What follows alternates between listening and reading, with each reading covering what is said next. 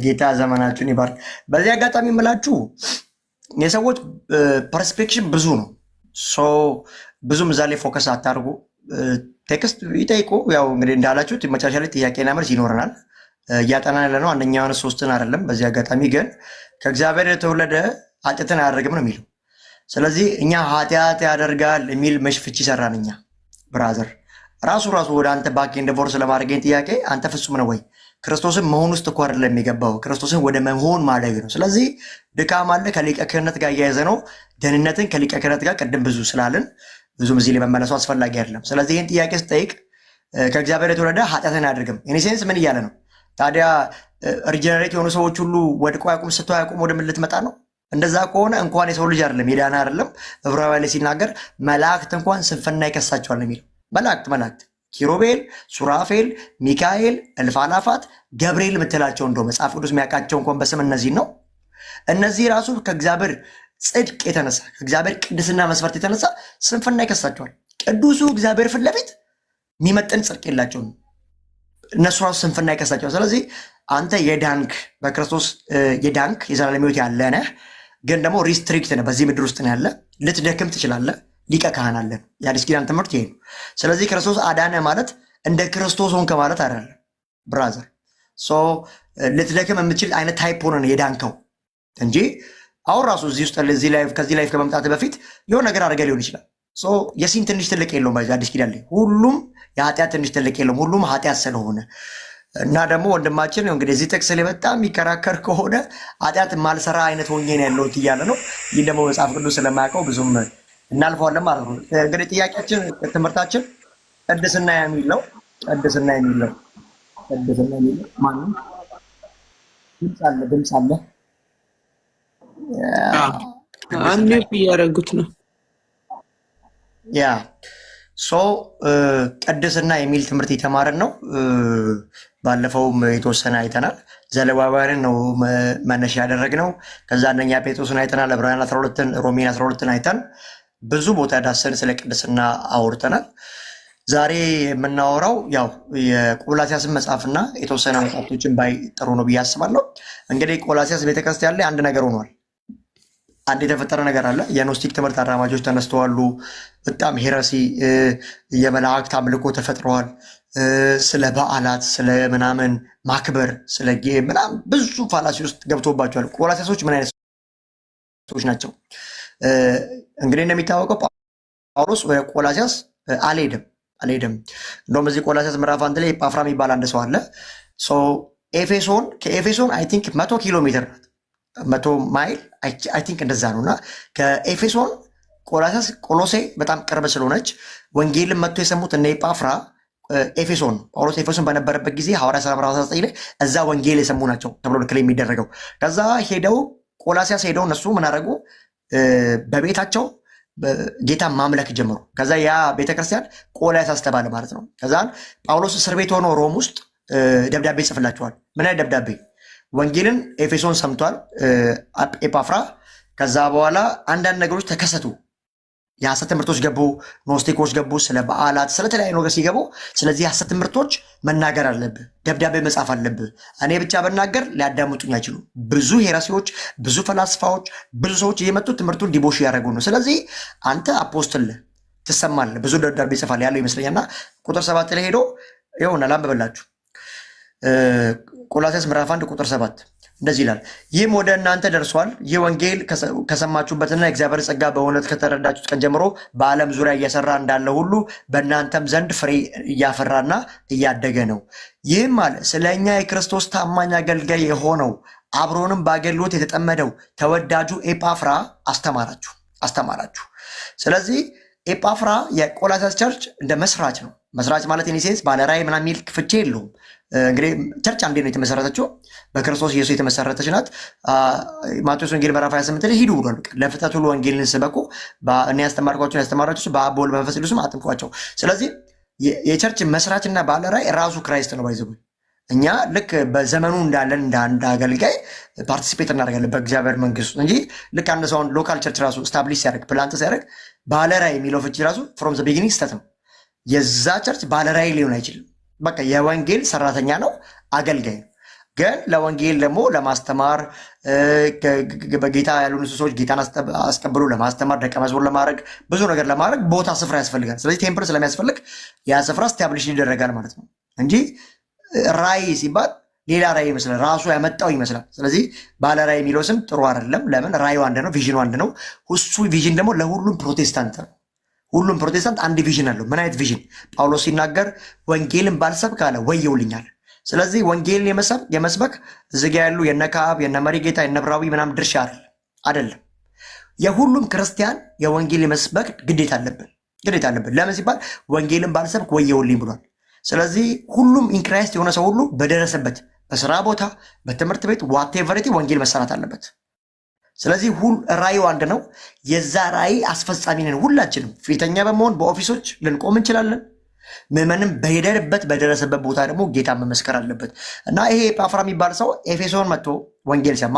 ከዛ ወደ ቆላስይስ ተመልሶ ቤተክርስቲያን ማገልገል ጀመሩ እና እዛች ቤተክርስቲያን ላይ ብዙ የሐሰት ትምህርት፣ ሄረሲዎች፣ የኖስቲካውያን ትምህርት፣ ስለ በዓላት አምልኮ፣ ስለ መላእክት አምልኮ ኤቭሪቲንግ ኢቨን ኢየሱስን የበታች የሚያደርግ እና ደግሞ እነዚህ እግዚአብሔር ቁስ አካል ሁሉም ቁስ አካል ሁሉ ኃጢአት ነው ብሎ የሚያምኑ ሰዎችም ነበሩና ኢየሱስን የበታች የሚያደርግ ሰው ብቻ የሚያደርግ ኢየሱስ ግን ኃይላት፣ ዙፋናት የሚታዩ ማይታዩ ሁሉ በእርሱና ለእርሱ ተፈጥረዋሉ እያለ በደንብ ኢየሱስን ከፍ እያደረገ ይናገራል። ከመላእክት በላይ እንደሆነ እና ስለ በዓል ስለ ወር መባቻ ምናምን እነዚህ ሊመጣ ስላሉ ጥላና አምሳያ ናቸው፣ አካሉ ግን ክርስቶስን እያለ በቆላስይስ ቤተክርስቲያን ሰዎች ላይ አካል የሆነውን ኢየሱስን ከፍ እያደረገ ይነግራቸዋል። ከምዕራፍ 3 እስከ 4 ያለው ደግሞ ስለ ቅድስና ሕይወት መመሪያ ነው። ምዕራፍ 1 ላይ ስለ ሐሰት ትምህርት ይመልሳል ቆላስይስ። ምዕራፍ 2 ቆላስይስ ስለ ሐሰት ትምህርት አሁንም ይመልሳል። ምዕራፍ 3 እና 4 ግን መመሪያ ነው። በእግዚአብሔር ቤት ውስጥ እንዴት መመላለስ እንዳለባቸው፣ በቅድስና እግዚአብሔርን በሚመስል ህይወት እንዴት መኖር እንዳለባቸው ያስረዳቸዋል። ኤጳፍራ የሚባል ሰው መልካም ሰው ነው፣ ጥሩ ሰው ነው። በጣም በሐሰት ትምህርት ቆላስይስ ቤተክርስቲያን ተወጋች። አደነው ዘዴ ምን አረገ? ጳውሎስ ታስሮ ነው ያለው፣ ሄደ እዛ ድረስ እንዲህ ተፈጥሯል። ስለዚህ መጽሐፍ አለብህ። ስለዚህ ይሄን የቆላስይስ መጽሐፍ በደብዳቤ መሰረት ጽፎ ለቆላስይስ ቤተክርስቲያን መልእክት ይጽፋል ማለት ነው። እና ይሄን ይመስላል።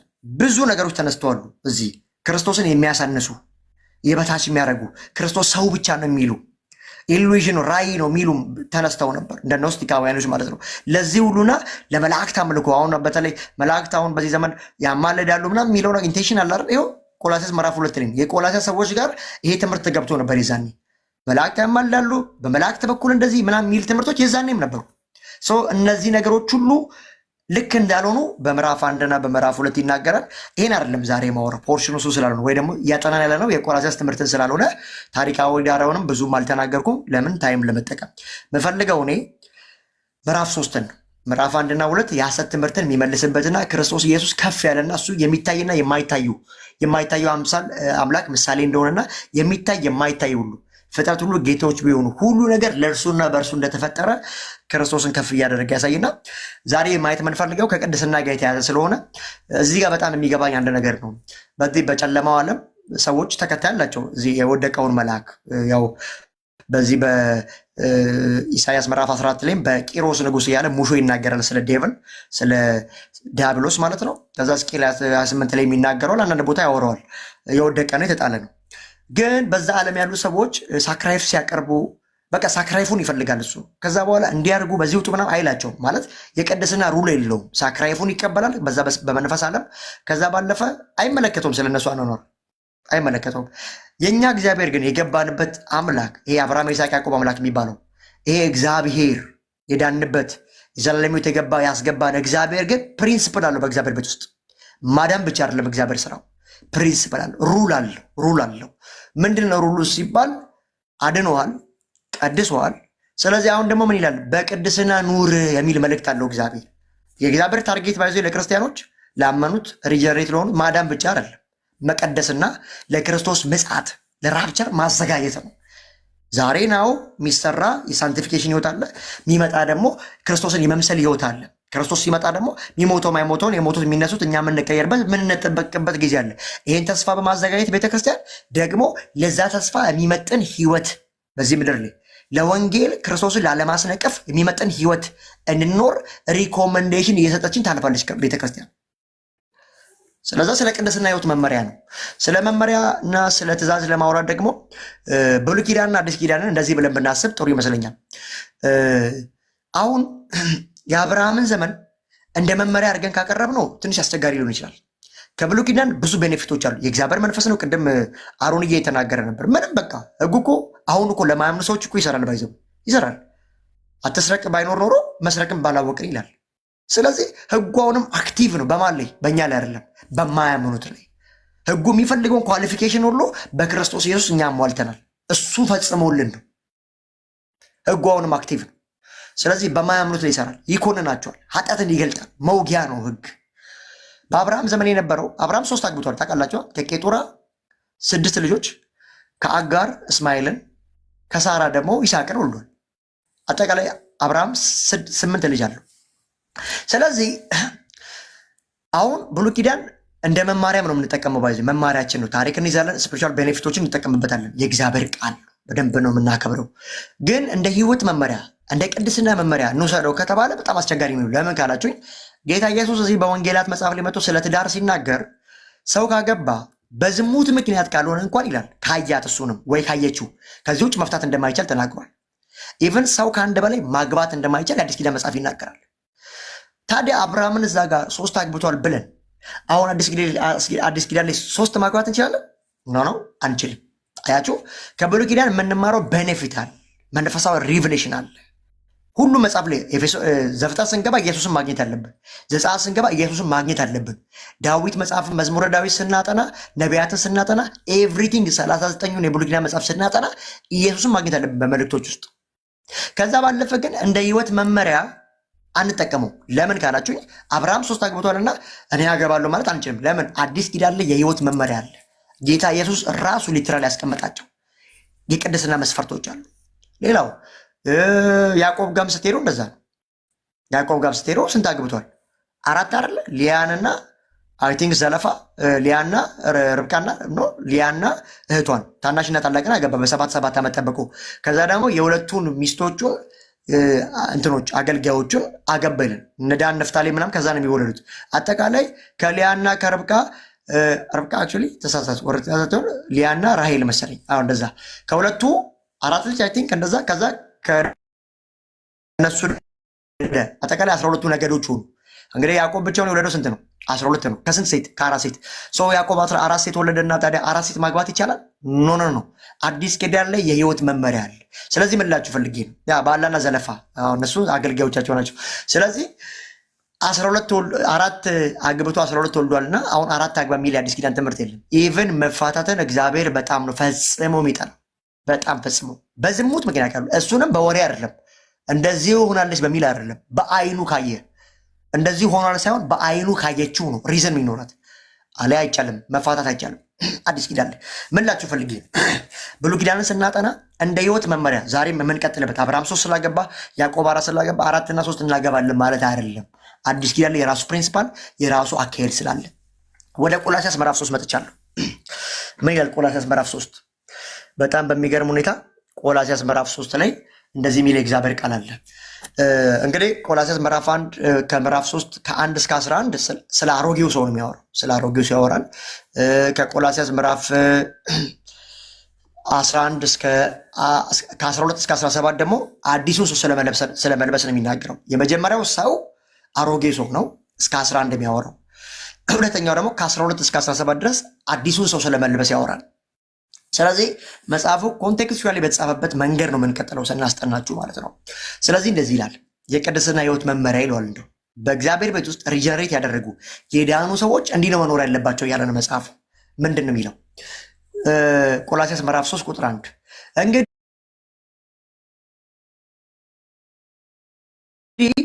ከክርስቶስ ጋር ቀኝ በተቀመጠበት በላይ ያለውን ነገሮች እሹ።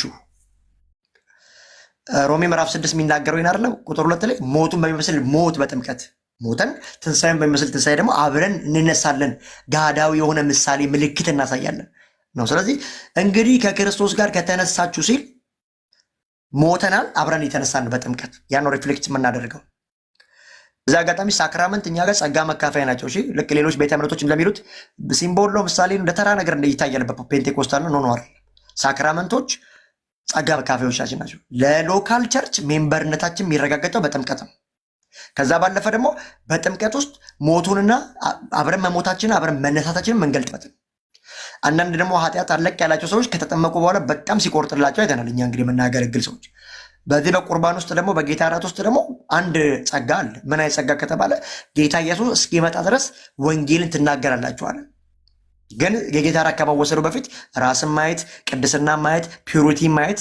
ለምን? ፍርድ አለው። ዝም ብሎ መብላት ስለማይቻል ብዙዎች አንቀላፍተዋሉ፣ ብዙዎች ደክመዋሉ ይላል። ዕዳ አለ ስለሚል ግን ሁሉም ራሱን ያያል፣ ቅድስናውን ያያል፣ ፒዩሪቲውን ያያል።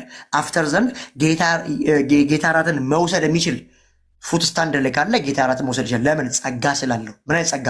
ጌታ እስኪመጣ ድረስ ወንጌል የምንሰብክበት ጫማን አቅም ጸጋ ይሰጠናል። ይሄ ጸጋ ነው። ስለዚህ በባፕቲዞ ውስጥም በጌታ እራት ውስጥም ምን አለ ማለት ነው? ጸጋ መካፈያዎቻችን ናቸው እንጂ እንደ ሲምቦሊክ ዝም ብሎ እንደ ተራ ነገር አይደለም። በፔንቴኮስታል የሚታየው ርዕሴ አይደለም። እንግዲህ ከክርስቶስ ጋር ከተነሳችሁ ክርስቶስ በእግዚአብሔር ቀኝ በተቀመጠበት በላይ ያለውን ነገር እሹ። ስለዚህ የዳኑ ክርስቲያኖች አልቲሜት አይደለም። ምድር ላይ ስትኖሩ ገንዘብ ያስፈልጋል። ምድር ላይ ስትኖሩ ጌታ ፈቃዱ ከሆነ ትዳር ያስፈልጋል። ምድር ላይ ስትኖሩ ጌታ ከፈቀደ ኤቭሪ የሚያስፈልጋችሁ ነገር ሁሉ ያስፈልጋችኋል። ቤትም፣ መኪናም፣ ኤቭሪቲንግ አቅማችሁ በቻለላችሁ ልክ በዛ ልክ ምድር ላይ ሊያስፈልጋችሁ የሚችል ነገር። ታዲያ ምን እያለ ነው መጽሐፉ? ከክርስቶስ ጋር ተነሳ የሚል ሰው ክላይማክሱ ምንድን ነው ሲባል ክርስቶስ በእግዚአብሔር ቀኝ በተቀመጠበት በላይ ያለውን ነገር እሹ። ለዛ ነው ኤፌሶን ምዕራፍ 1 ሲናገር ቁጥር 4 ላይ በሰማያዊ ስፍራ በመንፈሳዊ በረከት የባረከንን የጌታችንና የአምላካችን የክርስቶስ ኢየሱስ አባትና አምላክ ይባረክ። ኢቨን የክርስቲያኖች የመጀመሪያ ባርኮት ምንድን ነው ሲባል ምድራዊ አይደል። ለዛ ነው አሁን ፕሮፌት ተብዬ ስለ ምድራዊ ነገር ማላወራላችሁ። እግዚአብሔር በሄቨን በሰማያዊ ስፍራ ላይ ሰማያዊ በረከት ባርኳቸዋል።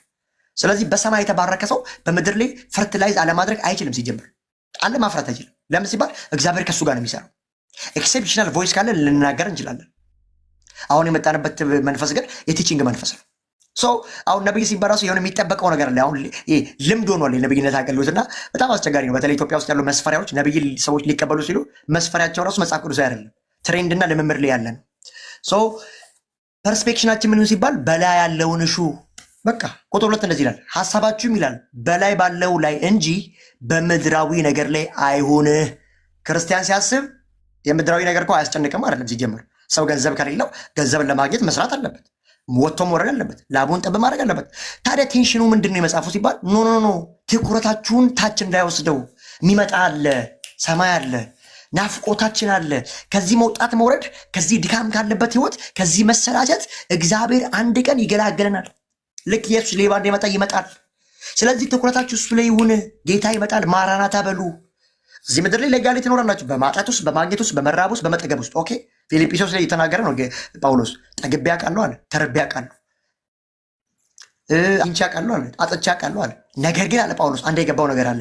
በየትኛውምና አለ በማንኛውም ሁኔታ ያለኝ ይበቃኛል የሚለውን ታላቅ ሚስጥር ተምሬያለሁ። ጳውሎስ ባጣ ጊዜ ስትሉት ያለኝ ይበቃኛል። ጳውሎስ ባገኘ ጊዜ ያለኝ ይበቃኛል። ጳውሎስ ሲራብ በቃ ይበቃኛል፣ ሲጠግብ። ክርስትና የዚህ ማቹሪቲ ጥግ ነው። ባይዘው በማጣትና በማግኘት ውስጥ የሚመሰረት አይደለም። በመጥገብና በዚህ በመራብ ውስጥ ኮምፕሌን የሚደረግ አይደለም ክርስትና። በየትኛውም ባላችሁበት ሁኔታ ውስጥ እግዚአብሔር መልካም ነው ማለት አለባችሁ። ስለዚህ ሐሳባችሁ በላይ ባለው እንጂ በምድራዊ ላይ አይሁን ይላል። አይሁን በቃ አይሁን ካለ አይሁን ነው። ይሄን ሲናገር መጽሐፉ ታዲያ ቤቴን ዘግቼ በሬን ዘግቼ በተኛ ታዲያ ራሱ እግዚአብሔር መጥቶ ያበለኛል እንዴት ነው የምኖረው ምናምን የሚል ሰው አንዳንድ ሰው ሎጂካል አለ። በተለይ ኤቲስቶች ምናምን እንደዚህ አይነት ጥያቄ አለባቸው። እስቲ አንተ በተለይ እንደዚህ አይነት ሰዎች ምን ይላሉ? በቃ እግዚአብሔር ነው ካልክ ከቤት አትውጣ፣ ራሱ ያብላህ፣ ራሱ ያጠጣ። ስለዚህ በጣም በጥምና በራብ ስትሞት ወጥተህ ሰርተህ ትበላለህ ብሎ አናሎጂ ያስቀምጣሉ። ኖ እንደዛ አይደለም ጌታ እያለ ያለው። ሐሳባችን፣ ቀልባችን እንደውም እኮ መጽሐፍ ሲናገር እዚህ መልእክታት ላይ ያገባ እንኳን ከእንግዲህ በኋላ እንዳላገባ ይሁን። የሞቲቭ ጉዳይ ነው። ከምድር ጋር ያለ መቆራኘት ጉዳይ። ምድርን እግረ መንገድ ነው፣ ትዳር እግረ መንገድ ነው፣ ሀብት እግረ መንገድ ነው፣ አገልግሎት ኤክቹዋሊ ራሱ እግረ መንገድ ነው። ጌታ እስኪመጣ ነው የምንቀጥለው። ግን አልቲሜት ጎል አለን እኛ እንደ ክርስቲያን ምንጠብቀው ከሰማይ ያለ የተባረከ ተስፋ አለን። ስለዚህ ተስፋው ላይ ነው ሁሌ ፎከስ ማድረግ ያለብን እያለ ነው መጽሐፉ፣ ተስፋው ላይ። ስለዚህ ሀሳባችሁ በምድር ላይ ነው። ታዲያ ማቴዎስ ወንጌል ምዕራፍ 6 ምን ያለ ነው? በአንዳች ነገር አትጨነቁ እርሱ ስለ እናንተ ያስባልና። በአንዳች ነገር አትጨነቁ እርሱ ስለ እናንተ። ይሄ ጥቅስ የት ነው ያለው? አንደኛ ጴጥሮስ ምዕራፍ 5 ቁጥር 7 እሱ ስለ እናንተ ያስባልና የሚያስጨነቃችሁ ሁሉ በእሱ ላይ ጣሉት ይላል። አንደኛ ጴጥሮስ ምዕራፍ 5 ቁጥር 7 ላይ። ማቴዎስ ወንጌል ላይ ስትመጡ ደግሞ ምን እንበላለን ምን እንጠጣለን ብላችሁ አትጨነቁ ይላል። እርሱ ስለ እናንተ ያስባል ይላል። ይኸው ወፎቹ ናቸው፣ አይዘሩም አያጭዱም፣ ግን የሰማይ አባታችሁ አይደለም እያለ ያለው የእናንተ አባታችሁ በጊዜው ይመግባቸዋል። ስለዚህ ሰው ክርስቲያን ሆኖ በምድር ነገር እንዲናንዳ እንዲሆኝ እንዳይል አዋፋትን እንኳን የሚመግብ በመልኩ በአምሳያቸው ያልፈጠራቸው የእግዚአብሔር ኖርማል ፍጥረቱ የሆኑት እንኳን በጊዜው ዊዝን ፍራክሽናል ሞመንት ሳያሳልፍ የሰማይ አምላክ እነሱን መመገብ ከቻለ ያንቺ አባት ያንተ አባት አንተን ይመግባል፣ አንቺን ይመግብሻል። ስለዚህ በአንዳች ነገር አትጨነቁ ሲል በምድር ያለ ነገር ብሎ አያስፈልግም እያላል። ግን ማሰብና መጨነቅ የተለያየ ጉዳይ ነው። ሰዎች ከማሰብ ከማቀድ አልፈው ክርስቲያኖች መጨነቅ ከጀመሩ እግዚአብሔር አይችልም እያሉ ነው። 4 ነጥብ። ሰው እንደ ሰውነቱ ራዕይ ያለው ሊያሳካ የሚፈልገው ነገር አለ። ያስባል እንዲህ ባረግ እንዲህ አገልግሎቴ እንደዚህ ትምህርቴ ገንዘብ አለ ማሰብ ነው እሱ። ከዚህ ማሰብ ግን አልፎ ነገሩ ማስጨነቅ ጀመረ ማለት እግዚአብሔር ይህን ነገር ሊሰራ አይችልም ማለት ነው። ቅዱሱ እግዚአብሔር ደግሞ ከ430 ዓመት ከባርነት ደግሞ እስራኤልን ከግብፅ ከፈርዖን እጅ በኃይል ክንድ ያወጣ እግዚአብሔር። ስለ እንደዚያ ነገር ሲጠየቅ እሱ ሁሉን ቻይ ነው። እሱ ታምራት ሊያደርግ የሚችል እግዚአብሔር ነው። ከሚያስጨንቀን ነገር ለዛር ለጳጳ ዳዊት ሲናገር ጻድቅ አለ ወደ እግዚአብሔር ተራራ ሮጦ ከፍ ከፍ ይላል ያመልጣል። ኢቨን ዳዊት ሲናገር ማለት ያስጨነቀኝ አለ ለመልካም ሆነልኝ። የምትጨነቁበት ነገር አለ፣ የምታስቡ ነገር ሮሜ ምዕራፍ 8 ሲናገር እግዚአብሔርን ለሚወዱት ይላል እንደ ሀሳቡም ለተጠሩት ይላል ነገር ሁሉ ለበጎ እንደሚደረግ እናውቃለን። ስለዚህ ነገር ሁሉ ለክርስቲያን ምንድን ነው ሲባል አት ዘ ኤንድ ኦፍ ዘ ዴይ መጨረሻው ምንድን ነው? አሁን እኮ እያለቀሽ ሊሆን ይችላል። አሁን እኮ እያለቀስክ ሊሆን ይችላል። አሁን እኮ በጣም እያሰባችሁ ያስጨነቃችሁ ሊሆን ይችላል። ኦኬ፣ ግን እግዚአብሔር ለምትወዱት ለእናንተ ነገር ሁሉ ለበጎ ይቀየራል። እግዚአብሔር መጨረሻውን ጥፋት አያደርገውም። መጨረሻውን ለቅሶ አያደርገውም። መጨረሻውን ተስፋ መቁረጥ አያደርገውም። መጨረሻውን በጎ ነው የሚያደርገው። ስለዚህ የክርስትና ሕይወት አባጣ ጎርባጣ ያለበት ነው። ኖርማል አይደለም። ይሄ አሁን መዳን ማለት ወደ ክርስቶስ ኢየሱስ መምጣት ማለት ዋጋ መክፈል በክርስትና ውስጥ ያለውን ነገር ዲፌንድ አላለ። እንደዛ አይነት ክርስትና የለባዚ በእኔ መከተል አለ እኮ ኑ ወደ እኔ እኮ አለ። እናንተ ሸክሜ የከበዳችሁ አላቸው ጌታ ኢየሱስ። ኑ ወደ እኔ ያሳርፋችኋለሁ፣ ሸክሜ ቀሊል ነው። ግን ጌታ ኢየሱስ የኃጢአት ባርነትን ሸክም ካንከባለለ በኋላ የራሱ ሸክም አለ፣ ቀንበር አለው። ስለሱ መኖር ስለሱ ዋጋ መክፈል የሚባል ቀንበር አለ። ስለዚህ የኔን ቀንበር ትሸከማላችሁ ብሎናል። ስለዚህ ቀንበር አለ። ምን እያልኳችሁ ነው? በክርስትና ውስጥ ስትመጡ ሁሉም ኖርማል አይደለም። በቃ ድናችኋል። የምትኖሩት ህይወት ግን በቃ አባጣ ጎርባጣ ሊኖረው ይችላል፣ ማግኘት ማጣት ሊኖር ይችላል። ግን አምላካችሁ እግዚአብሔር በእናንተ የሆነ ጉዳይ ላይ የሚመሰረት አይደለም። እሱ ትልቅ ነው። ሁሌ ልንለይለት፣ ሁሌ ሰፓሬት ልንሆንለት፣ ሁሌ ለእሱ ልንቀደስ ያስፈልጋል። ስለዚህ ሀሳባችሁ በምድር ላይ ባለው ላይ እንጂ ሀሳባችሁ በላይ ባለው ላይ እንጂ በምድራዊ ነገር ላይ አይሁን። በቃ ምድር ላይ አትሰፉ። እንደው በብሉይ ኪዳን በጣም ያስገርመኛል። እግዚአብሔር ካህን ሲመርጥ ጎባጣ ካህን አያገልግለኝ ይላል። ጎባጣ ካህን አያገልግለኝ ለምን ሲባል ጎባጣ ካህን ሄቨንን ማየት አይችልም፣ ቀና ማለት አይችልም። እንደዚህ ሁሌም እንዲህ ነው። ስለዚህ ጎባጣ ምን ያህል ሲባል መሬቱን ብቻ ነው የሚያዩ። አሁን አብዛኛው ዓለም ላይ ያሉ አገልጋዮች በተለይ አፍሪካ አካባቢ ኢትዮጵያን ጨምሮ ያሉ አገልጋዮች ጎባጣ ካህን ናቸው። ከምድር ውጭ ምንም አያውቁ። በቃ ገንዘብ ነው፣ ምግብ ነው፣ ኮልኮሌ ነው። የእግዚአብሔር ታዲያ አልቲሜት ጎሉ ኮልኮሌና ምግብ ማጠቀም ብቻ ነው? ኖ ጎባጣ ካህን አያገልግለኝ ይላል። ስለዚህ እግዚአብሔር ካህን ሲመርጥ ራሱ ከካህናት መካከል ሊቀ ካህናት ይመረጣሉ። እሱንም ከሌዊ ነገር ነው። ከሌዊ በፊት ደግሞ መልከ ጼዴቅ አለ። ክራይስትን ሪፍሌክት ያደርጋል። ግን ቀና ያለ ሙሉ የሆነ ሰማይ ላይ የሚችል።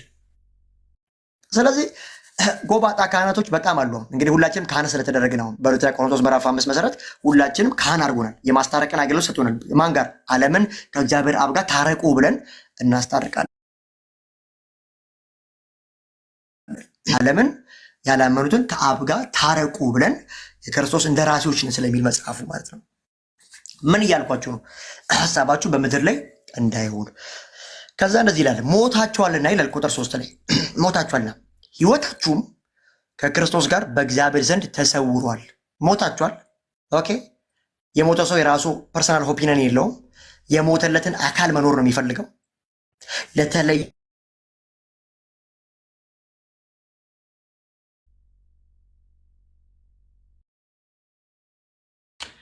እሺ ታብታብ አድርጎ ወገኖች፣ በጌታ ስም ሚኬ ትንሽ ተቋርጠሃል። ታብታብ ሼር አድርጉ ፕሊስ። እስኪ ኦፕስ ያመጻል። ስለዚህ በአዲስ ኪዳን መጽሐፍ ሰዎችን ይገዙ ነበር። በዚህ ፓላስታይን በሚባልበትም ጊዜ ጌታ ኢየሱስ በነበረበት ዘመንም ሰዎች ባሪያ ይገዛሉ። ባሪያው ሲገዙ ባርኔጣ ያስደርጋሉ። ለዚህ እንትና ጆሮአቸውን ይበሳሉ ምናምን። ከኔ በላይ አለ እያሉ ነው። የበላይ አለ አለቃ አለ እያሉ ነው። ሎቲም እዚህ ጋር ሲያስበሷቸው በባርነት ውስጥ እንዳለው ሪፍሌክት ያደርጋል። በዛ ዘመን እንኳን በግሪካውያን እንኳን በፍጥረታዊ ማን እንኳን ይሄን ያደርጋሉ። አንድ ሰው ለሆነ ሰው ባሪያው ሲሆን ማለት ነው፣ ባሪያው ሲሆን። ስለዚህ አሁን ደግሞ እኛ ፈቅደንና ወደን ላዳነን ጌታ ባሮች ሆነናል። ሮሜ ምዕራፍ 6 የሚናገረው ያን ከኃጢአት ባርነት ወደ ጽድቅ ባርነት ተሸጋግረናል። አሁን ኃጢአት አይገዛንም። አሁን ግን የጽድቅ ባሮች ነው። ስለዚህ ጌታ አለን ማለት ነው። ለጌታችን እኛ ባሮች ነን። ባይ ዲፎልት ልጆችም ነን ማለት ነው። ባሮች ማለት ባይዘ የሚያሳፍር ቃል አይደለም። ጳውሎስ ተጠቅሞታል። ጳውሎስ እኔ ለጌታ ባሪያ ነኝ ካለ እኛም ባሪያ ነን ባይዘው። አት ዘ ሴም ታይም ደግሞ ዮሐንስ ወንጌል ስትሄዱ ደግሞ የእግዚአብሔር ልጆች ናቸው ይላል። ኦኬ እና የእግዚአብሔር ልጅ ነን። ስለዚህ ባሪያው ሁሌ የሚያደርገው የጌታውን ፍቃድ ነው። የጌታውን ፍቃድ።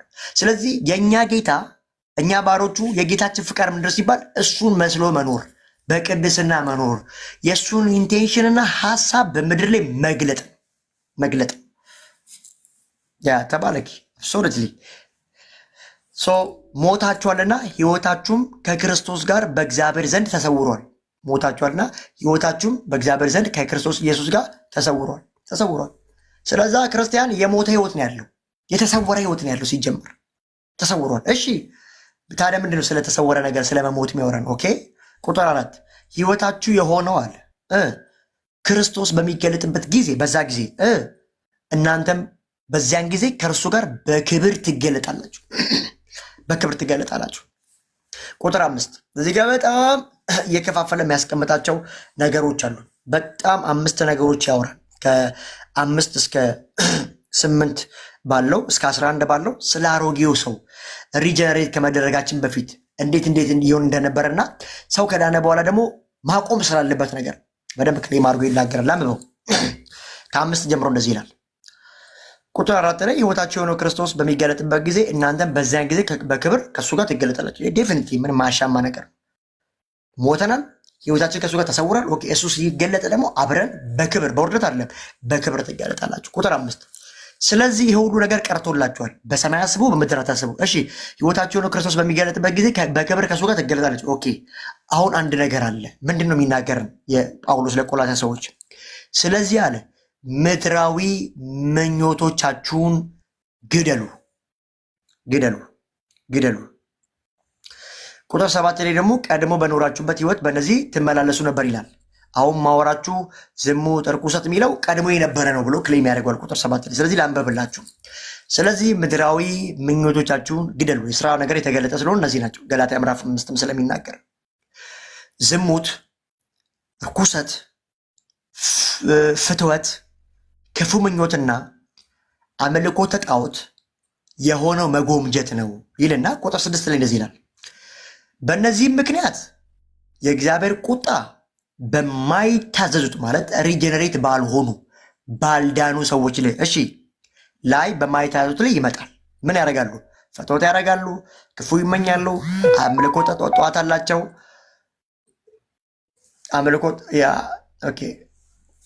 አምልኮተ ጣዖት ውስጥ ይኖራሉ፣ በዝሙት በብዙ ነገር። ስለዚህ ምድራዊ ምኞታችሁን ግደሉ። ዝሙት፣ ርኩሰት፣ ፍትወት፣ ክፉ ምኞት። እነማን? የማይታዘዙ ልጆች። እኛም ከመዳናችን በፊት በዚህ ህይወት ውስጥ አልፈን ነበረ። ስለዚህ ምን እያለ ነው?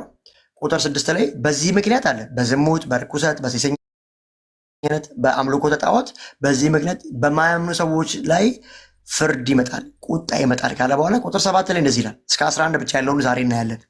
እናንተም ቀድሞ በኖራችሁበት ህይወት በዚህ ትመላለሱ ነበር። ቀድሞ ጌታን ከመቀበላችን በፊት አይኔ የተወለድኩት በጌታ ቤት ነው የሚል ሰው ካለ ያው ወይ እናትና አባታችሁ ማለት ነው። በፊት እያለ ያለው እነዛ ነው። ወይ እናትና አባቶቻችን ሪጀነሬት የተደረጉ ከሆኑ በቃ 1 4 5 ወደኋላ ስትሄዱ ሁሉም አሕዛብ ጣዖት አምላኪ ነው። ከእስራኤላውያን ውጭ እግዚአብሔር ኪዳን የገባላቸው ከእስራኤል ውጭ ሁሉም ያለው አሕዛብ ስለሆነ በመጽሐፍ ቅዱስ ብሉይ ኪዳን እስራኤልና አሕዛብ ነው የሚታወቀው። አዲስ ኪዳን ስታጠኑ ደግሞ እስራኤል አለች፣ አሕዛቦች ያላመኑ አሉ። አሁን ደግሞ ከእስራኤልም ከአሕዛብም ከአይሁድም ግሪካዊ ጨዋም ባሪያም የለም ሁሉም በክርስቶስ አንድ ነው እንደሚል ከአይሁድም ከአሕዛብም ተወጣቶ ቤተክርስቲያን የሚል ተፈጥሯል። በክርስቶስ ኢየሱስ ሞትና ትንሣኤ እኛ ቤተክርስቲያን አሁን መልእክት ሲጻፍልን ለእኛ አዲስ ኪዳን ላይ ለቤተክርስቲያን ውስጥ እኛ ተደራሽ ምን ሆነ አሕዛብ ብሎ ሪፍሌክት የሚያደርገው ስላላመኑ ሰዎች ነው። አዲስ ኪዳን ላይ እስራኤል ብሎ ሲያወራ ደግሞ ስለ እስራኤላውያኖች ነው የሚያወራው። ስለ ቤተክርስቲያን ሲያወራ ደግሞ እኛ ነን ከአሕዛብነት ክርስቶስ ኢየሱስን በማመን ወደ ቤተክርስቲያን ወደ እግዚአብሔር ልጅነት የገባ ነው ማለት ነው። ስለዚህ አዲስ ኪዳን ስታጠኑ በሶስት በኩል የምታጠኑት መልእክቱ ለአይሁድ ነው ወይ ደግሞ ለአረማዊ ላልዳኑት ላላመኑት ነው ወይ ደግሞ ለእኛ ላመን ነው ለክርስቲያኖች ማለት ነው። ስለዚህ እናንተ ቀድሞ በኖራችሁበት በዚህ ሕይወት ትመላለሱ ነበር፣ ቤት በስካር በዝሙት ኤቭሪቲንግ። ከዛ እንደዚህ ይላል፣ አሁን ግን ይላል በፊት እንደዛ ነበራችሁ፣ አሁን ግን አሁን ከዳናችሁ በኋላ ሰው ሪጀነሬት ከተደረገ በኋላ ሰው ጌታ ማምለክ ከጀመረ በኋላ በውስጡ ሪፍሌክት ሊያደርጉ የሚችሉት ነገሮች አሉ። ምን ከተባለ ቁጣ። አሁን ግን ቁጣን፣ ንዴትን፣ ስድብን፣ ሐሜትን፣ አሳፋሪ ንግግርን የመሳሰሉትን አስወግዱ። መች? አሁን። በፊት ምን እናደርግ ነበር? ጌታን ከመቀበላችን በፊት ዝሙት፣ ርኩሰት፣ ፍትወት፣ ክፉ አምልኮ መች ነው? በፊት እናደርግ ነበር። አሁን ግን እነዚህ የሚያደርጉት ሰዎች ካሉ ራሱ የእግዚአብሔር ቁጣ በእነሱ ላይ ነው፣ ባልዳኑ ሰዎች። ኦኬ። አሁን ግን አለ ሰው ጌታን ከተቀበለ በኋላ ክርስቲያን ከሆነ በኋላ እንኳን ሊቆጣ ይችላል፣ ሊናደድ ይችላል፣ አልፎ ተርፎ ተሳስቶ ሊሳደብ ይችላል። ሰው ሐሜትን ሊያማ ይችላል። ሰውን አሳፋሪ ንግግር ከአንደበቱ ሊወጣ ይችላል። ኦኬ። እነዚህ ወጡ ማለት ግን ትጠፋለህ አልዳንክም እያለ አይደለም። እነዚህን አስወግዱ። አሮጌ ሰው ያ ነው። አሁን አዲሱን ሰው ለብሳችኋል። አዲሱ ሰውነት ውስጥ እነዚህ አያስፈልጉም። ስለዚህ አሁን አለ ቁጣ፣ ንዴትን፣ ስድብን፣ ሐሜትን፣ አሳፋሪ ንግግርን የመሳሰሉትን አስወግዱ። አሮጌውን ሰው ከስራው ጋር አውልቃችሁ ስለጣላችሁ እርስ በርሳችሁ ውሸት አትነጋገሩ። ቁጥር 10 በጣም መገረምበት ቃል ነው። ባይዘው እዚህ ሁለተኛ ቆሮንቶስ ምዕራፍ 3 ቁጥር 18 ላይ እኛ ሁላችን በማይከደን ፊት እንደ መስታወት እያበለጨለጭን መንፈስ ከሚሆን ጌታ ከክብር ወደ ክብር እንለውጣ ይላል። የክርስቲያን አልቲሜት ጎል ነው፣ ከክብር ወደ ክብር መቀየር ነው። እዚህ ጋር ደግሞ በጣም ያስገርመኝ ቃል አለ ስለ ቅድስና ሲያወራ ቁጥር 10 ላይ ቆላስይስ ምዕራፍ 3 ቁጥር 10 የፈጣሪውን መልክ እንዲመስል በእውቀት የሚታደሰውን አዲሱን ሰው ለብሳችኋል። እስከ 11 ነው የምናየው፣ ከዛ እንዘጋዋለን ማለት ነው። የፈጣሪው መልክ እንዲመስል በእውቀት የሚታደሰውን አዲሱን ሰው ለብሳችኋል። ማንን? ክርስቶስ ኢየሱስን እንድንመስል በእውቀት የሚታደሰውን አዲሱን ሰው ለብሳችኋል። አልቲሜት ጎላችን ማን ነው? ክርስቶስን ወደ መምሰል ማደግ። የፈጣሪውን መልክ እንዲመስል በእውቀት ነፍሴ እውቀት ክፍል ናት። በእውቀት የሚታደሰውን አዲሱን ሰው ለብሳችኋል ይላል። ከዛ በኋላ ወርዶ በዚያ ግሪክ ወይም ይሁዲ፣ የተገረዘ ወይም ያልተገረዘ፣ አረማዊ ወይም ስኩዌትስ፣ ባሪያ ወይም ጌታ ብሎ ልዩነት የለም። ነገር ግን ክርስቶስ ሁሉም ነው፣ በሁሉም ነው እያለ ሄዳል። ከ12 እስከ 17 ያለው ሌሎች ነገሮች ናቸው። ገሩኑ፣ ጨዋውኑ፣ ትሁቱኑ እያለ ሪኮመንዴሽን ያደርጋል። ያን በሚቀጥለው ፓዝ መና ይሆናል። ጌታ ይረዳናል። መልእክታችን ምንድን ነው? በቅድስና ኑሩ። ጌታ ያዳነን በድንቅ አጠራሩ የጠራን የንጉሥ ካህን የተመረጠ ሕዝብ እንድንሆን ነው። በዚህ ምድር ላይ ባላመኑ ሰዎች መካከል እንዳላመነ ሰው በእኛ ክርስቶስ የሚሰደብ ሳይሆን በእኛ ኢየሱስ የሚከብር፣ በእኛ ውስጥ ሕይወት የሆነ ብርሃን ነው ኢየሱስን በእኛ ውስጥ ማብራት። አልቲሜት ጎሉ እግዚአብሔር ይሄ ነው፣ ሲያድነን እንጂ አድኖን እንደፈለገን እንድንሆን። ከዛ ስለ ኢንተርናል ሴኩሪቲ ጥቅሶችን መዘን ሎጂካል ሆነን ስለ ኃጢአታችን ራሱ መጽሐፉን ሊፈታ ያልፈለገውን እንድምታ ወስደን ስለ ኃጢአታችን ላይሰንስ ማድረግ ይሄ ክርስቲያናዊ አይደለም። በቅድስና በጽድቅ እንኑር። በዚህ አጋጣሚ ብዙ ጥያቄ ያላቸው ሰዎች አማኝ ከዳነ በኋላ ሊጠፋ ይችላል፣ አማኝ ደግሞ ከዳነ በኋላ ሊጠፋ አይችልም። ዋን ሴቭ ኦልዌይስ ሴቭድ። ከዛ ደግሞ ሴቭ የተደረገ ሰው ሉዝ ሊያደርግ ይችላል የሚለው ለሁለቱም ትምህርቶች መልሱ ምንድን ነው ካላችሁ በቅድስና ህይወት መኖር ነው።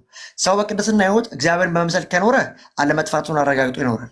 በዚህ በኩል ደግሞ ያሉት ሰው ሊጠፋል ይችላል የሚሉ ሰዎች ደግሞ በቅድስናና እግዚአብሔርን በመፍራት ከተኖረ ጉዳዩ የጽድቅ የፍርሃትና የክዳት ስለሆነ በቅድስና ሰው ከኖረ ሉዝ ሳያደርግ ደህንነቱን አስጠብቆ ይኖራል።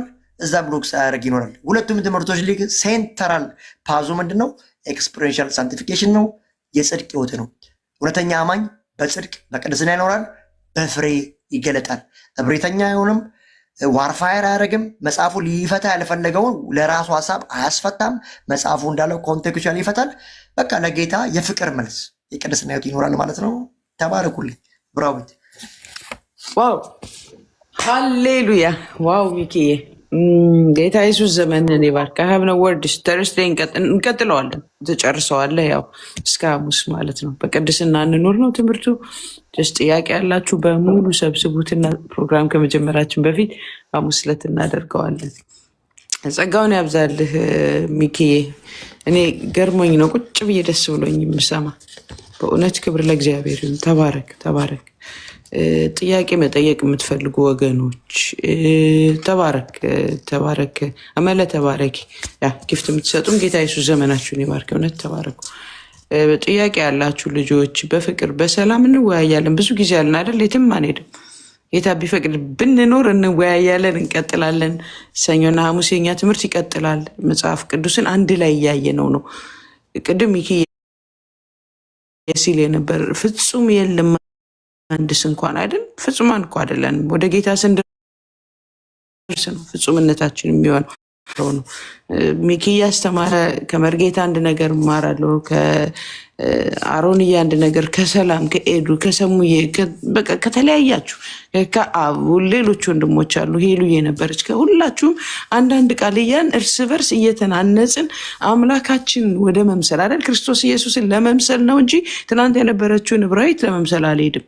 ኦኬ ያ ነው እየተማማርን ነው እንጂ በአራት ነጥብ ዘግታችሁ መታችሁ ለጭቅጭቅ አታድርጉት ፕሊስ። አንዳንድ ወንድሞች አላችሁ ሚዩትም የተደረጋችሁ ብሎክ እንኳን የተደረጋችሁ የላችሁም። ብሎክ የተደረገ ካለ እኔ ብሎክ ያደረኩት ነው። ከዛ ውጭ ግን ሚዩት የተደረጋችሁት ሌላ ጊዜ እንዳትገቡ እንዳታወሩ ወይ ምናምን አይደለም አላደል። በቃ እየተማማርን ስለሆነ ሌላ ጊዜ ደግሞ አንደርስታንድ አድርጋችሁ ስትመጡ ሞሮፍ ከእናንተም ደግሞ ትምህርቶች እናገኛለን። በቅንነት የእግዚአብሔርን ቃል እንወያይ። የትኛውም ፍልስፍና የትኛውም ሳይንስ ኢየሱስ ክርስቶስ ጋር አያደርሰንም። በስብከት ሞኝነት ነው አይደል? አንድም ሰው ኢየሱስ ክርስቶስ ዋክስ ያደረግ የሆነ ጊዜ አግኝቶኝ ነበር የሚል የለም። ምናልባት ጌታን ከተቀበላችሁ በኋላ በክርስትና ከኖራችሁ በኋላ ጌታ አግኝቷችሁ ይሆናል። መንፈስ ቅዱስ በተለያየ መንገድ ወደ እናንተ መጥቶ ሊሆን ይችላል። ኢየሱስ ግን የዛሬ 2000 ዓመት በፊት ከሐዋርያቶች ጋር ወክ እንዳደረገው ወክ አድርጓል። አብሮኝ እንደው በጣም ብዙ ቀን እኮ አግኝቶኛል አይደለም። ሰው ከሰው ጋር ነው የሚማማረው።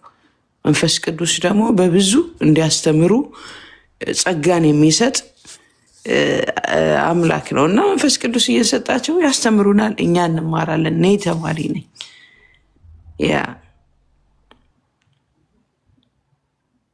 ያ እና በፍቅር እንወያይ፣ በፍቅር እንጠያየቅ፣ በፍቅር እንቀጥላለን። ኧረ ምን አማላጣ አልገባኝም። ጌችዬ ነው ስም አልገባኝም። ጌችዬ ነው ስም ያ ሄሉ ያውን ጥያቄ ምናምን አንቀበል ልምማዬ አንቺ በጣም ሰፊ ጊዜ ሰጥቼሽ አንድ ቀን ፕሮግራም እንድታስተምር ይፈልጋሉ። አሁን ላለው ነገር ግን እስኪ ወንድሞች እዚህ ያሉት ጥቂት ይበሉ። መሪም አሉ። ያው መሪ ጌታ የኔ በጣም የሚቆጡኝ ምናምን ንስሐ አባቴ ስለሆኑ ለመሪ ጌታም ጊዜ ትንሽ ልስጣቸው። ኤሉዬም አሮንዬም አለ። ሰሙዬም ሰሙ ከመርጌታ በፊት ኢቨን ሰሙዬ ሰላም ብለህን ስለ ትምህርቱ ያለ ሀሳብ ካለ ጥቂት ብትሰጠን ደስ ይለኛል። ሰሙ በጣም ወደው ወንድሜ ነው። በጣም ብዙ እውቀት አለው ስለ እውነት። ጌታ ደግሞ የኛ ወንድም አድርጎ ሰጥቶናል። ተባረኩ። እንቀጥላለን። ሰሙዬ እስኪ ትንሽ በልና ለመርጌታ ደግሞ ጸጋ ይብዛላችሁ። ከሚኪ ጋር ዛሬ በውስጥ ነበረ የምንተጋትገው እና ሚኪ ሰላም ነህ ወይ? በጣም እናድዳለሁ አንዳንድ ቤቶች ሲገባና ለምንድን ነው የሚገባው እላለሁ። ምክንያቱም አይነው ፓሽኑን አውቃለሁ፣ እውቀቱንም አንደርስታንድ አደርጋለሁ እና ዕቃ አንብቦ ተዘጋጅቶ እንትን የሚል ወንድማችን ነው። የእውነታችን ነው የምለው። የማይጠቅሙ ሰዎችን ፎሎ ከምታደርጉ ወንድማችን ሚኪን ፎሎ ብታደርጉት፣ ያ ፕሮፌት ሚኪን ማለት ነው። እኔ ምንም አይደለው፣ ጀስት አዘ ተማሪ ነኝ። እኔ ገና እየተማርኩ ነው እና በጣም አየዋለሁ። በጣም ዲፌንድ ያደርጋል፣ ቻሌንጅ ያደርጋል። ግን ሚኪንም አንድ ነገር እኔ ያው ሰሙ አንድ ነገር አይቶ ወደኋላ አይሄድምና ሚኪ ክፍተትህን በዚሁም ነግሬህ ልለፍ። ባከብ ታረግት በቃ በነገሮች ላይ ባለፈው በውስጥ መስመር በጣም ተናድጄ ነው። በቃ እኔ በውስጥ መስመር ኮሜንት ምጽፍለት ሰው ካለ በጣም ተናድጄ ነው ማለት ነው። እና ሌሊት ከእንቅልፌ ነቅቼ ከእንቅልፍ አልወሰደኝም ከዛ በኋላ እና በቃ እንዲህ ብለህ ጠይቀው በለው እያልኩ ነበርና ተሰብስበው እንትን ሲሉክ ላተር አንተም አይተኸዋል። በነገራችን ላይ ስለመረጠን ነው እዚህ ቦታ የተቀመጥነው የተሰበሰብነው። አንዳንድ ጊዜ ጸጋ መንፈስ ቅዱስ አብሮን ሲኖር ወይንም ከኛ ጋር ሲሆን ቅንነትና ቅንዓት አለ። ቅንነት የሚባለው ለማገልገል መቅናት ወይም መሄድ ነው። ቅናት ሲሆን ደግሞ ይሄ መንፈሳዊ ማንነት ነው እና በዚህ ነገር ውስጥ ስላየው ነው። ምናልባት በውስጥ መስመር ካስቀየምኩ በጣም ይቅርታ። በጣም ተናድጄ ስለነበረ ነው እና በቃ አንተ ትጠየቃለህ፣ በቃ እነሱ እንደፈለጉ ነው የሚያደርጉህና ሲያሽከረክሩ ነበረ። በዚያን ሰዓት ነው አንደርስታንድ ታደርገኛለህ ብዬ ነው እና እንደውም ይህን ጥያቄ ጠይቅ፣ ለምን ብቻህን ትጠየቃለህ እያልኩ ነበር። በነገራችን ላይ ወደ ቶፒኩ ልግባና ቆላሲስ የምትባልን ሀገር ካርታ ላይ እንዳትፈልጓት፣ የለችም አሁን ላይ። እንዴ ያው እንደው ይውጣላችሁ ይቅረጥላችሁ እና ጠፍታለች። ቆላሲስ የለችም። በነገራችን ላይ የፍርግያ ከተማ ናት ቆላሲስ። ከዛ በኋላ በመሬት መንቀጥቀጥ ከምድረ ገጽ የጠፋች ሀገር ናት። አሁን ላይ ከረንትሊ ቱርክ በምትባል ሀገር አካባቢ ያለች ናት። በመሬት መንቀጥቀጥ ኮላፕስ ያደረገች ወይም የጠፋች ከተማ ናት ቆላሲስ። ብዙዎቻቸው የቆላሲስን መልእክት ስትመለከቱ አለች ብላችሁ ካርታ ላይ እንዳትፈልጓት ነው። አሁን ላይ ካርታ ላይ የምድር ካርታ ላይ የለችም፣ ምድር ላይ የለችም። ኮላፕስ ያደረገች ወይም የጠፋች ከተማ ናት እና በሊከስ ወንዝ ሸለቋማ አካባቢ የነበረች ከተማ ናት። በዚያው አካባቢ ኦልሞስት በመሬት መንቀጥቀጥ ጠፍታል። አሁን ደብዛ የለም፣ ምድር ላይ ደብዛ የለም። ብዙ ጊዜ ይሄ እንዲህ ከተማ ሲባል ጎግል የሚያደርጉ ሰዎች አሉ። የለችም፣ ቆላሲስ ጠፍታለች። አንዳንድ የጠፉ ማታገኟቸው ካርታ ላይ ከተሞች አሉ። አንዷ ቆላሲስ ናት። በመሬት መንቀጥቀጥ የጠፋች ከተማ ማለት ናት። ኦል ኢን ኦል ስለ ቆላሲስ መልእክት ስንመለከት 3 ግለሰቦችን ስትረስ ማድረግ አለባችሁ። 3 ግለሰቦችን። የመጀመሪያው ኤጳፍራስን ነው። በደንብ ስሙ፣ ኤጳፍራስ። ሁለተኛ አክርጳ ነው። ሶስተኛ ስሙ ያስቸጋል፣ ጢኪቆስ። ያው በአማርኛ ተመሳሳይ ፎነቲክስ ያላቸው ጢኪቆስ ናቸው። በደንብ አስተውሉ። ኤጳፍራስ፣ አክርጳና ጢኪቆስ ናቸው። እነዚህ 3 ሰዎች በደንብ አስተውሉ። ኤጳፍራስ ለቆላሲስ ክርስቲያኖች ወንጌልን የሰበከላቸው፣ ኢየሱስን ከውልደቱ እስከ እርገቱ ያለውን ወንጌል የሰበከላቸው ጳውሎስ ሳይሆን ኤጳፍራስ ነው። ኤጳፍራስ ማለት የጳውሎስ ደቀ መዝሙር የነበረ ነው። ከዛ በኋላ ኤጳፍራስ ሲወጣ አክርጳን ሾሞ ነው የወጣው። አክርጳ ነበረ ሲያስተምራቸው ሲያጸናቸው በክርስትና የነበረው። ከዛ በኋላ ማን ነበረ? እነዚህ የቆላሲስ ክርስቲያኖች 2 ግሩፕ ተነስተው ነበረ። አንድም ጳውሎስን የማይከተሉ፣ በደንብ ስሙ፣ ጳውሎስን የማይከተሉ፣ የጳውሎስ ትምህርትን የማይቀበሉ። ሁለተኛ የኤጳፍራስን ትምህርት የማይከተሉ፣ በደንብ ስሙ፣ ክሪቲሳይዝ የማያደርጉ። ሶስተኛ እነማን መሰላችሁ? አይሁዶች። በነገራችን ላይ በጣም ቻሌንጅ ያደርጓቸው ነበር። ቻሌንጁ በጣም ስትረስ ይሄን መልእክት ስታነቡት በጣም እንዲገባችሁ ነው። አይሁዶች ምን ያደርጉ መሰሏችሁ? ማለትም ወደ ክርስትና ያልመጡ አይሁዶች ወይም ክርስትና የተቀበሉ እናንተ ወንጌልን የተቀበላችሁት ይሏቸዋል ከበጉ ሐዋርያ ከጳውሎስ ከ12 ወይም እኛ 12 ሜንሽን ከነሱ አይደለም፣ በነሱ ከተሾመው እውነተኛውን የጌታ ከጌታ ሐዋርያ አይደለም ከሶስተኛ ወገን ነው እያሉ ያሸማቋቸው ነበር። ከአሕዛብ ወገን የመጡት ደግሞ የአሕዛብ ትራዲሽንን ልምድን ኤክሰርሳይዝ እንዲያደርጓቸው ፕረስ ያደርጓቸው ነበር። በደንብ ስሙት። ቤዚክሊ ቅዱስ ጳውሎስ ይሄን መልእክት እንዲጽፍ ያደረገው ይሄ ነው። ሙሉ መልእክቱን ስታነቡት በዚህ ዙሪያ ያጠነጠነ ነው። በዚህ ዙሪያ ስለዚህ ሲመጣ ይሄንን ነበረ ስትረስ ያደረገላቸው የነበረው። አንድም ስለ ሳቱት ነገር ስለ ክሪስቶሎጂ ስለ ሳቱት ነገር፣ ምክንያቱም ስትመጡ የጠራችሁን ማን እንደሆነ እወቁ እያላቸው ነው። እንዲህ ነው ሲጀምር በእግዚአብሔር ፈቃድ የኢየሱስ ክርስቶስ ሐዋርያ የሆነው ጳውሎስ ጢሞቴዎስ ወንድሙ በቆላሴስ ስለሚኖሩ ቅዱሳንና በክርስቶስ ለታመኑ ወንድሞች ከእግዚአብሔር ከአባታችሁ ከጌታም ከኢየሱስ ክርስቶስ ጸጋና ሰላም ይሁን እያለ በእግዚአብሔር ፍቃድ የኢየሱስ ክርስቶስ ሐዋርያ የሆነ ጳውሎስ ይላል። የጳውሎስ ጥሪ እንደ ሌሎች ሐዋርያ አይደለም። በደማስቆ ነው ማን ክርስቶስ ኢየሱስ ተገልጦለት ሐዋርያ አድርጎ የሾመው። ሲጀምር በእግዚአብሔር ፍቃድ የኢየሱስ ክርስቶስ ሐዋርያ የሆነ ነው የሚለው። እነሱ ምን ይሉ ነበረ?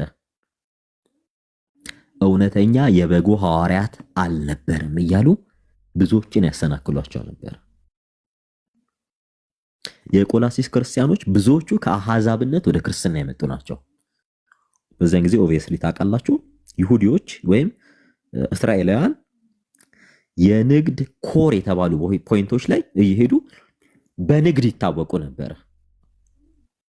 በንግድ ሮም ብትሄዱ በክንክራውስ ቤተክርስቲያን አይሁዶች ነበሩ። አይሁዶች በነገራችን በጣም ቆፍጣና ነበሩ። በዛን ሰዓት ለሕጋቸው ጥንቁቅ፣ ከአሕዛብ ጋር ህብረት የማያደርጉ በነገራችን በጣም ኤጁኬትድ ናቸው። በየሄዱበት ሀገር ዶሚኔት የሚያደርጉት እነሱ ነበሩ። በየሄዱበት ሀገር በቆላሲስም ዶሚኔት ያደረጉት አይሁዶች ነበሩ። በጣም በሚገርማችሁ ሁኔታ በየሄዱበት በቆላሲስም ሂዱ 14ቱን የጳውሎስ መልእክታት ይዩ ዶሚኔት የሚያደርጉ አይሁዶች ናቸው።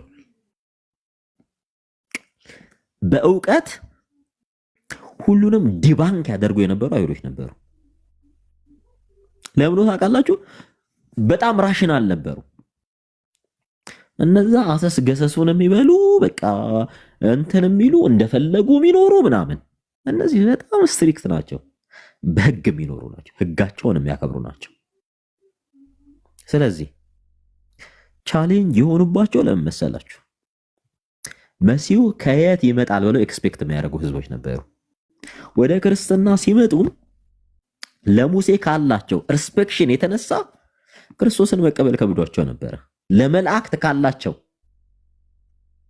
በብሉይ ኪዳን ሲገለጡ ነበር ሪስፔክሽን የተነሳ ኮምፔር ያደርጉ ነበረ። እነዛ አይሁዶች እኚህ አህዛብስ ለነሱ ብርቅ ነው። ክርስትና አዲስ ህይወት ለነሱ ብርቅ ነው። መገለጥ ለነሱ ብርቅ ነው። ምክንያቱም በጣዖት አምልኮስ ነበሩ። ዝም ብለው ነው የሚመጡት። ክርስትና ውስጥ መተው እንኳን በስርዓት መኖር አልቻለም። እና ቅዱስ ጳውሎስ ሲነሳ አንድም እንደውም የአሕዛብ አስተማሪ የሚለው ለዚህ ነው። ህግን ስለማያውቅ ህግን የማያውቁትን ህግን ከሚያውቁት ሊያስታርቃቸው ኢየሱስ ጳውሎስን ሐዋርያ አድርጎ አስነሳ። ጳውሎስ በተደጋጋሚ ይሄን እንትን ሜንሽን የሚያደርገው ለዛ ነው። ሜንሽን ያደርገላቸዋል። ምክንያቱም እነሱን ዲባንክ ማድረግ አይቻልም ነበር። በእውቀት ደረጃ ተኬዶ አይቻልም። እነሱ ማሸነፍ የሚቻለው በጸጋ መንፈስ ቅዱስ ብቻ ነበረ። ጸጋ መንፈስ ቅዱስን ይቀበላቸው ነበር። ብዙዎቹ ሲቀበሉና ሲሸነፉም የነበረው በዚህ ምክንያት ነበረ እና ስትመጡ እዚህ ጋር ለቆላሲስ ክርስቲያኖችም ሲጽፍላቸው ቆላሲስ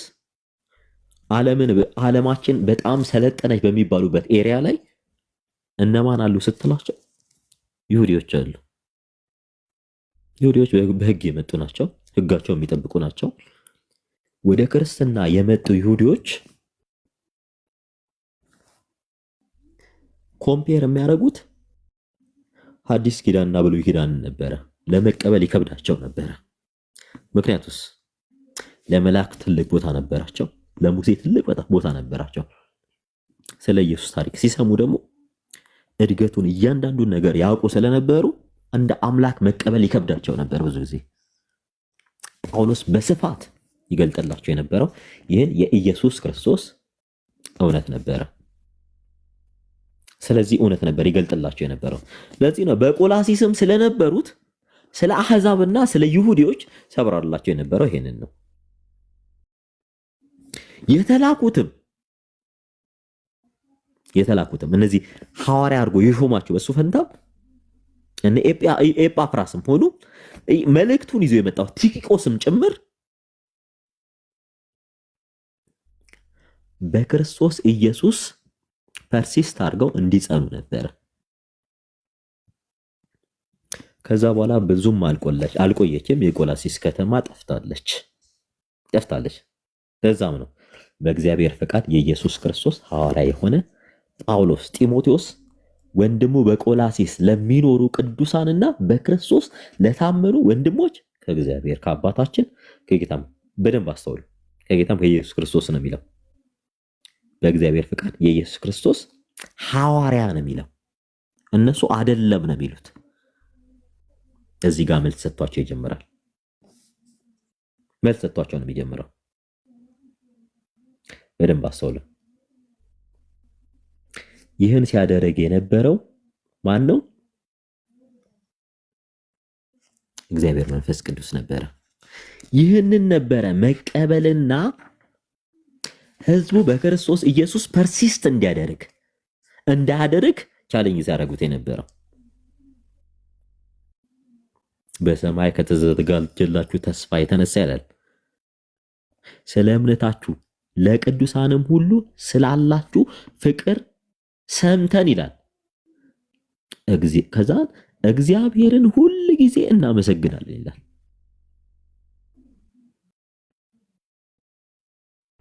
በደንብ አስተውሉ። እርስ በእርስ ስለመዋደዳቸው ብቻ አይደለም ጳውሎስ እዚህ ጋር እርስ በርስ ስለመዋደድ ቅዱሳንን ሪስፔክት ስለማድረጋቸው እያመሰገናቸው ያልፋል። ካለፈ በኋላ በደንብ አስተውሉ።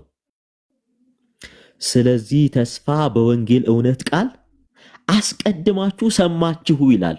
በምን? በወንጌል እውነት ቃል ነው የሚላቸው። ይህም በዓለም ሁሉ ደግሞ እንዳለ ወደ እናንተ ደርሷል። የትኛው? ሂዱ ወንጌልን ለዓለም ሁሉ ስበኩ ብሎ መጀመሪያ አስቀድሞ ኢየሱስ ልኳቸው ነበር።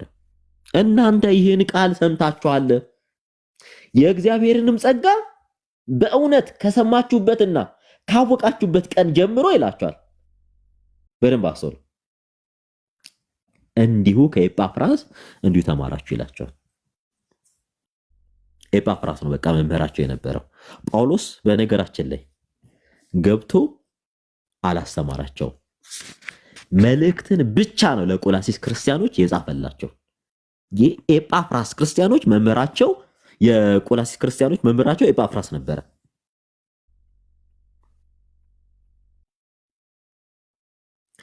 ኤጳፍራስ ነው ስለ ፍቅራቸው ራሱ ያስታወቃቸው።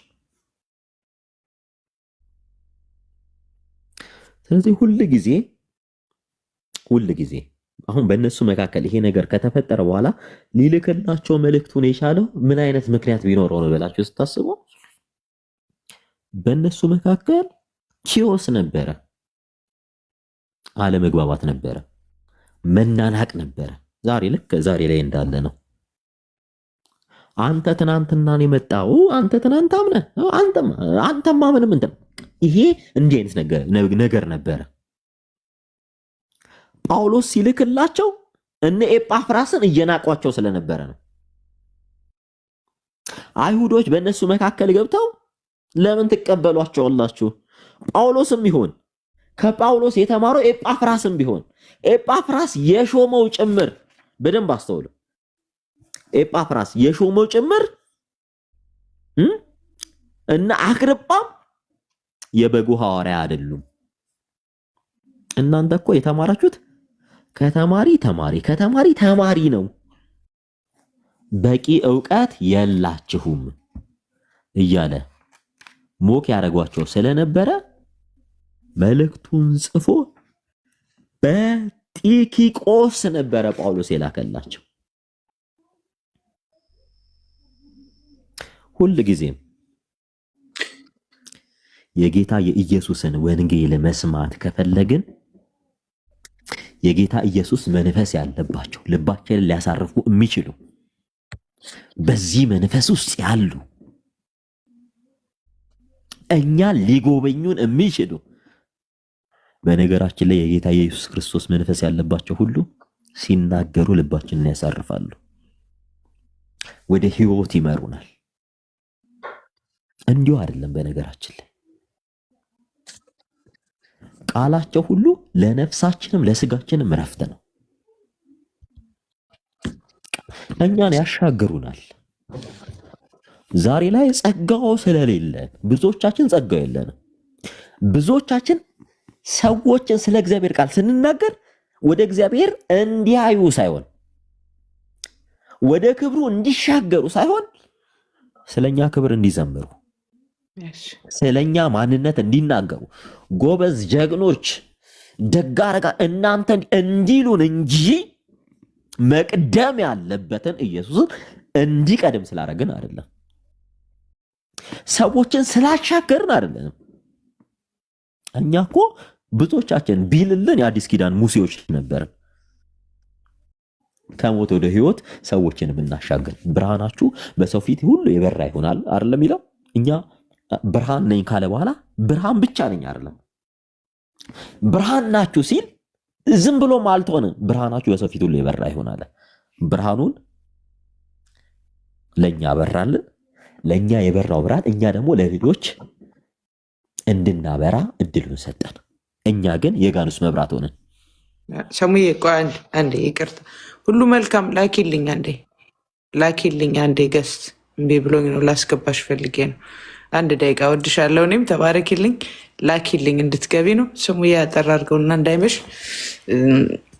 ሰሙዬንም አለቀህም። ቆይ ፕሮግራም አዘጋጅላለሁ ለአንተ። ገርማል ግን ተባረክሽ። ቀጥል እና ሁሉ ጊዜም ስናስብ ስለ ብርሃን ስናስብ በቃ ስለምንሄድበት ትራክ ስናስብ ስለ እያንዳንዱ እንቅስቃሴ ስናስብ ሁል ጊዜ ከኛ ይልቅ መቅደም ያለበት ጸጋ እግዚአብሔር ይቅደም። በጸጋ ያከበረን እሱ ነው። በጸጋ የከበርነው በሱ ነው። በጸጋ ያከበረንና በጸጋው የከበርነው ኢየሱስን ማሳየት ብንችል የወንጌል ሁሉ እኔ በጣም የሚገርመኝ ለሮሜ ክርስቲያኖች በጻፈው መልእክቱ ጳውሎስ ምዕራፍ 10 ላይ ስለ አባቶች ታሪክ ይተርክላቸውና ይህ ሁሉ ይላል ለሁላችን ለትምህርት ይሆን ዘንድ ነው ይላል። ብሉይ ኪዳንም አዲስ ኪዳንም የተጻፈው እኛን ከኢየሱስ ጋር ለማገናኘት ነው። እኛን የኢየሱስ ለማድረግ ነው።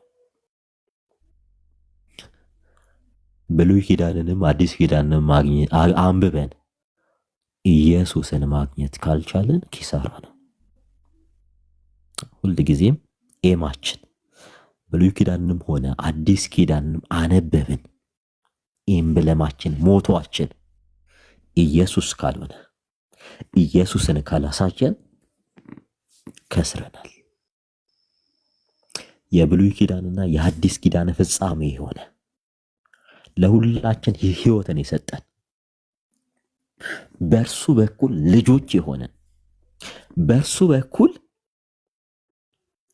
የከበርን በእርሱ በኩል እግዚአብሔርን ያየን ሁሉ